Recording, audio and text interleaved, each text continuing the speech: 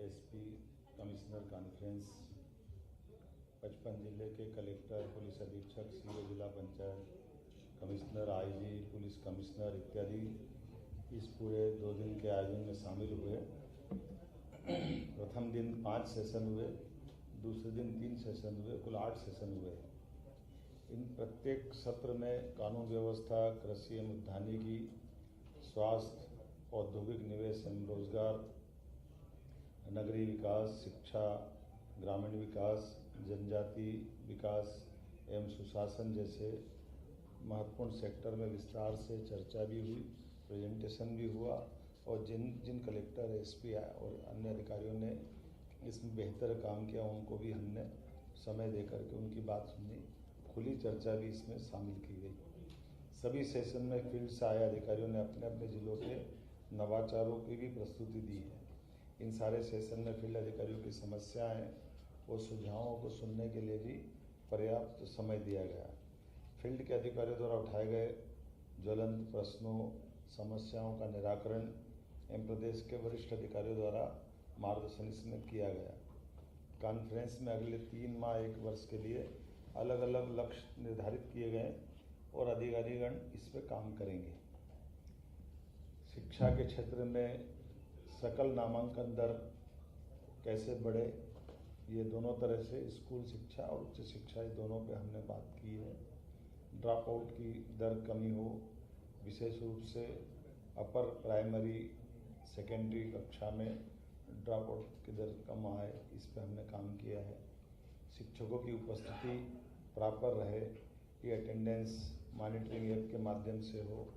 Collector अपने दौरों में स्कूल को भी शामिल करे।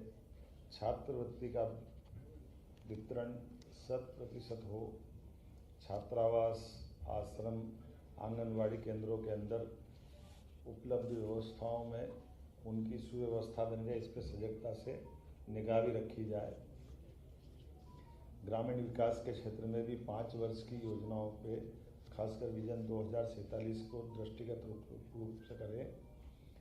सभी जिलों में आगामी 1 माह में ये जो हमने बात कही है कि वृंदावन गांव निकालें, उस पर काम करें। जल जीवन मिशन के माध्यम से अधूरी योजनाओं को समय सीमा में पूरा करें।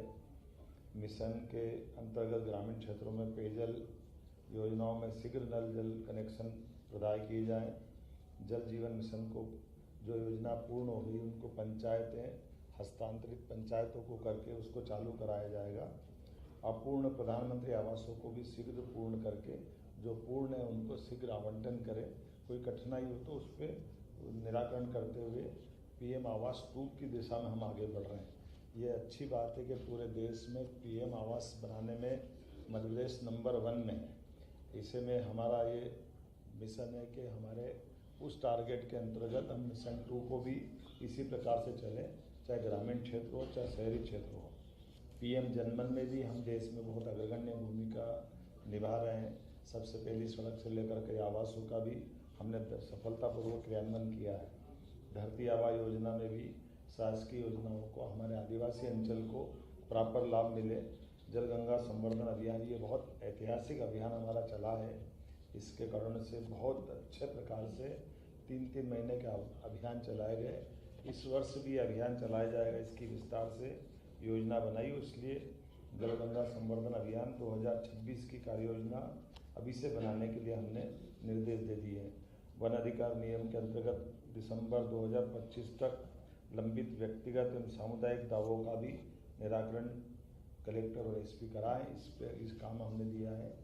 कानून व्यवस्था संबंधित संवेदनशील बस्तियां चाहे सड़कें सक्रिय है, फोर्स मूवमेंट में तकलीफ आती है, कलेक्टर वहाँ के जोनल प्लान बनाए। कई जगह ये बड़ी दिक्कत आती है, ऐसे में इसका प्लान बनाए और नगरीय निकाय के सहयोग से ये प्लान बनवाए। आवश्यकता पड़ेगी तो हम इसमें पर्याप्त धनराशि दे करके ये जो फोर्स का मूवमेंट हो, जिसके कारण से लाइन ऑर्डर की स्थिति में कोई परेशानी नहीं आना चाहिए। जिन अमलों में खास करके कई कारण से शासकीय अमलों पे कई बार आक्रमण हो जाता है, तो कलेक्टर, एसपी अन्य विभागों से तालमेल करके ऐसी सारी कार्रवाई में समन्वय भी रखें और इन घटनाओं के कारण को देख करके प्रॉपर तरीके से काम करते रहे। इसी प्रकार से किसानों की जीवन की मूलभूत चीज़ों के साथ, जैसे हमारे अपने हर फसल के बुआई के पहले, बुआई के मध्य, बुआई के बाद में खाद बीज से लेकर किसानों की सभी प्रकार की चिंता, और ख़ास करके प्राकृतिक खेती को बढ़ावा देते हुए, जैविक खेती को बढ़ावा देते हुए ज़िले के अंदर इनके हाट बाज़ार भी नियत करें, और प्राकृतिक खेती में आमतौर पर उनके पंजीयन क्लस्टर बना के करते हैं तो उनको अलग से अनुदान भी सरकार देती है। तो उस अनुदान के आधार पर किसान को उसकी जानकारी भी हो जाए, और ताकि वो रासायनिक खादों के बजाय अपने प्राकृतिक खाद्य, आज भी देश में सबसे अच्छी प्राकृतिक खेती वाले राज्यों में मध्य प्रदेश का स्थान है। नक्सली घटनाओं को भी हमने अपने 1 साल के अंदर 10 से ज़्यादा नक्सलियों को मुठभेड़ में मार गिराया है, और नक्सलियों के लिए जैसे माननीय गृह मंत्री जी की और प्रधानमंत्री जी की घोषणा है कि मार्च 2026 तक ये नक्सलवाद व्यवस्थाओं के खिलाफ हमारी ठोस कार्रवाई होगी। ये हमारा अपने क्षेत्र के अंदर, वैसे तो एक राज्य हमारा, एक जिला बालाघाट सर्वाधिक नक्सल प्रभावित जिलों में था, वो उसकी श्रेणी बदल करके सामान्य स्थिति में आया है, लेकिन हम चाहेंगे कि बालाघाट, मंडला या आसपास का पूरा क्षेत्र माओवादियों के चंगुल से बाहर आए।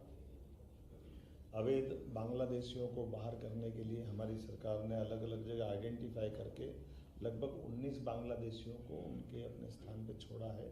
कोशिश कर रहे हैं कि और जहाँ भी राज्य में होंगे हम उन पर अपनी कार्रवाई बराबरी से करेंगे। पुलिस और अन्य विभाग मिलकर स्कूल, कॉलेज, महिला अपराधों में काउंसलिंग करें, सामाजिक संगठनों को भी जोड़ें, और इनके आसपास असामाजिक तत्वों पर सख्ती के साथ पुलिस और अन्य विभाग मिलकर के काम करें। इसके लिए पुलिस अपना स्वयं का सूचना तंत्र बनाए, और नगरीय, ग्राम पंचायतें पुलिस के सुझाव के अनुसार CCTV कैमरे इत्यादि लगाने के बारे में भी विचार होगा, और इस पर हम क्रमबद्ध, चरणबद्ध रूप से आगे बढ़ेंगे। ड्रग अन्य नशे के पदार्थों पर सख्ती से रोक लगाना, इंडस्ट्रियल बेल्ट के अंदर ये कई बार ऐसी कोई गतिविधि पाई जाती जो पुलिस कार्रवाई के दरमियान आते हैं, तो कलेक्टर SP मिलकर के इस पर कार्रवाई करे। एक जिस प्रकार से ये जो सिरप की बात आती है, एक कोरेक्स सिरप की भी बात विंध्याचल के क्षेत्र में आती है, इसको भी कंट्रोल किया जाए, और इसके बारे में UP और मध्य प्रदेश ने इसमें सख्ती की है। तो पड़ोसी राज्य और दोनों राज्य मिलकर के भी, मैंने CS और DG को बोला है कि वो आपस में मिलकर के इस प्रकार की कार्रवाई पे अपनी सख्ती दिखाए। इसी प्रकार से मादक पदार्थों में भी नज़दीक के राज्यों के साथ तालमेल करते हुए हमारी ठोस कार्रवाई चलती जाए, ताकि जिलों के अंदर भी और जिलों के बाकी व्यवस्था में भी तीनों राज्यों के साथ सीमावर्ती राज्यों से तालमेल हमारा हो पाए। आदतन अपराधियों के जमानतें निरस्त करा करके ऐसे जो अपराधी जो बार बार अपराध करते हैं, तो हाई कोर्ट और जिला न्यायालयों के माध्यम से उनकी जमानतें निरस्त कराने के संबंध में कार्रवाई करें। कई सारे आंकड़े दिए भी गए हैं, लेकिन अभी हमने कहा इसमें और सख्ती बढ़ाने की आवश्यकता है। साइबर अपराधों की दर्ज संख्या भी, अब जैसे हम तुलनात्मक रूप से देख रहे हैं कि साइबर अपराध के खिलाफ हमने अपनी कार्रवाई तेज की है, लेकिन और ये बढ़ती जाए, इस दिशा में हम लगातार काम कर रहे हैं। उम्मीद कर रहे हैं कि इन सारे कामों के साथ साथ जो हमारे घोषित कार्यक्रम है, जैसे हमने कहा कि हमारे कलेक्टर कॉन्फ्रेंस में विजन डॉक्यूमेंट्स विधानसभा वार शासन की सभी योजनाओं का प्रॉपर तरीके से विकास का काम हो, इसलिए सभी विधानसभा के अंदर प्रॉपर 5-5 साल के टारगेट लेकर जिस ढंग से हम आगे बढ़ रहे हैं, तो ये कलेक्टरों का काम है कि वो विधानसभाओं के अंदर जनता की मूलभूत सुविधाओं के लिए उनके अपने जनप्रतिनिधियों की भावना के अनुसार उन कामों का नीचे तक शासकीय योजनाओं के क्रियान्वयन के आधार पर प्रॉपर विकास कैसे कराए। सभी माननीय विधायकगणों के यहाँ हमने VC सेट लगाने की बात कही है, तो सभी विधायकों के यहाँ शीघ्र अतिशीघ्र VC सेट लगे, ताकि वर्चुअल कॉन्फ्रेंस करके हम अपने विधानसभा के विधायक के माध्यम से राज्य से उसका संपर्क करें।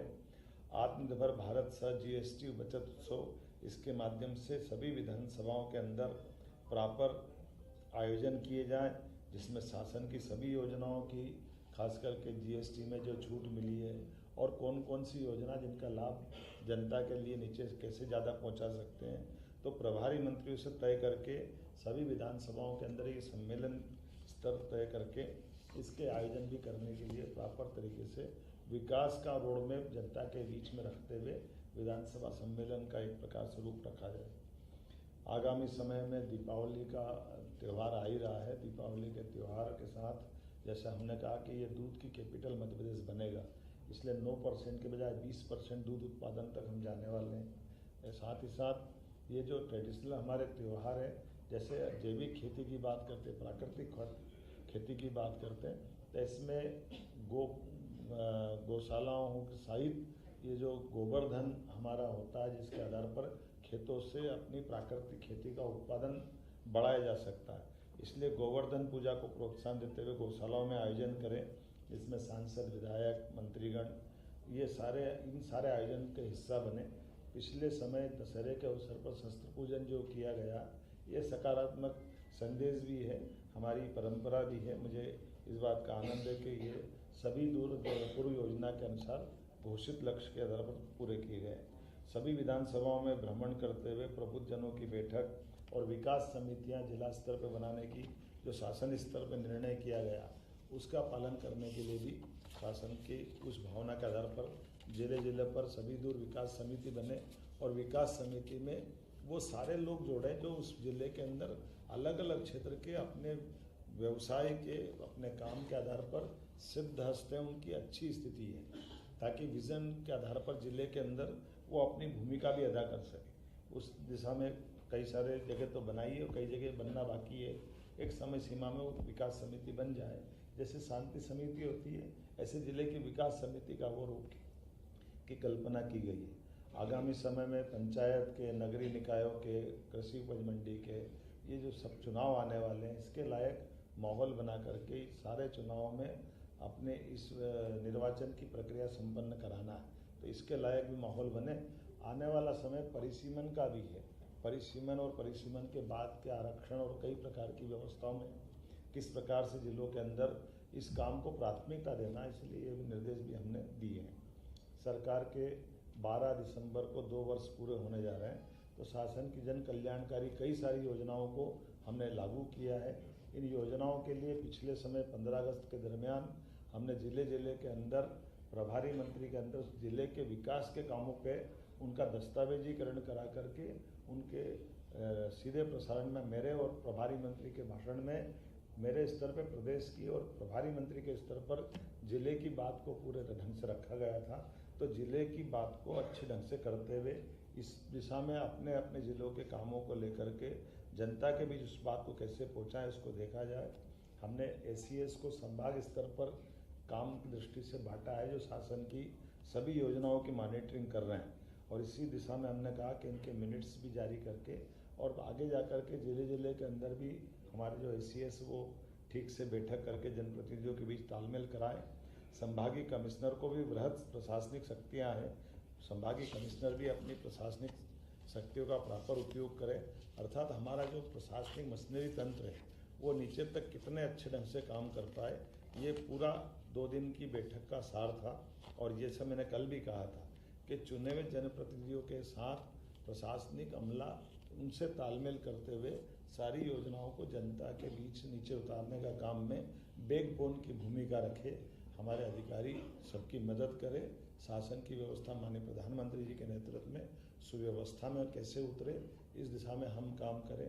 और इसी बीच ये बात सही है कि इतने बड़े राज्य में इन व्यवस्थाओं के आधार पर जब ऐसी कोई घटना होती तो मन में भारी दुख होता। मैं भरे मन से भी कह सकता हूँ कि जब ये हम सबको भी लगता है कि कहीं ऐसी कोई चूक होती है, जब कोई घटना के आधार पर हमारे अपने बीच में से हमारे यहाँ से जाते हैं तो बहुत कष्ट होता है। चाहे वो हमारी छिंदवाड़ा की बात हो, मैं उस पूरी घटना में आज भी हमने अपने मंत्री जी को कल माननीय स्वास्थ्य मंत्री जी नागपुर भी जहाँ भर्ती थे बच्चे वहाँ भी गए, और जो जहाँ मैं गया था वो उसके अलावा भी कई स्थानों पर वो भी गए हैं। और कुल मिलाकर के ये हमारे सबकी सामूहिक जवाबदारी है। मैं अपने पक्ष के लोगों से भी और प्रतिपक्ष के लोगों से भी कहना चाहता हूँ कि चुनाव तो 5 साल बाद आता है, लेकिन चुनाव के बीच में हमारी परस्पर समझ भी बढ़ी रहे, सहानुभूति भी रहे और एक दूसरे की जानकारी के आदमी सकारात्मक आलोचना का कोई बुरा नहीं मानता है, लेकिन अपने अपने दायरे में लेकर के सही बात बताए, तो चाहे वो प्रशासन को सामान्य व्यक्ति बताए, प्रेस मीडिया बताए, नेता प्रतिपक्ष या बाकी लोग बताएं, हम सब उनका स्वागत करेंगे। मुझे लगता है कि ये 2 दिन का हमारा अपना लगभग 8 साल बाद एसपी कलेक्टर की बैठक का ये आयोजन हुआ था। कोशिश कर रहे हैं कि 1 साल 3 महीने के टारगेट के बीच में 6-6 महीने में हम इसको रिव्यू करते जाएंगे। आप और हमारा सबका सहयोग इसी प्रकार से मिलता रहेगा। बहुत बहुत धन्यवाद।